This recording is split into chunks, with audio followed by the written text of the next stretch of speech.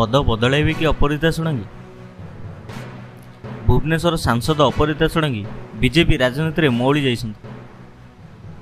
आउ आग भली राज्य बीजेपी अपराजिता को नहीं चर्चा हो नहीं। सामाजिक गणमाध्यम भी अपराजिता काटती कमी जाइछि। विरोधी रे थिबा बेले अपराजिता प्रतिदिन राज्य सरकार को टार्गेट करुथिले।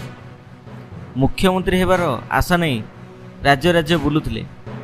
तेबे तुंड आ पार्टी भी बंद हो जाइछि। दिन थिला आम मुख्यमंत्री अपराजिता बोली समर्थक माने कैंपेन करुथिले।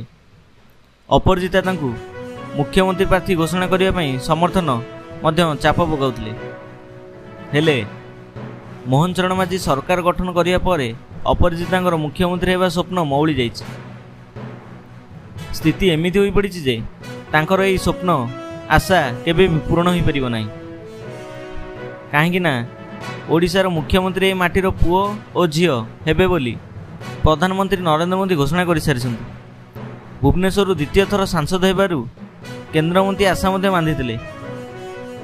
किंतु एथर 20 सांसद जाइथिबा बेले अनेक वरिष्ठ नेता भी अछन्ति। तेणु एही दफा ने नुहे आगु मोदी मंत्रिमंडल रे अपराजिता मध्य सुजोग मिल पारिबो नाही। दरकार पड़िले राज्यसभा को जाई मनमोहन सामल भी केंद्र मंत्री होई परंती। एकता भल भावे हृदयंगम करने पर अपराजिता तांकर राजनीति बदली देइछन्ति।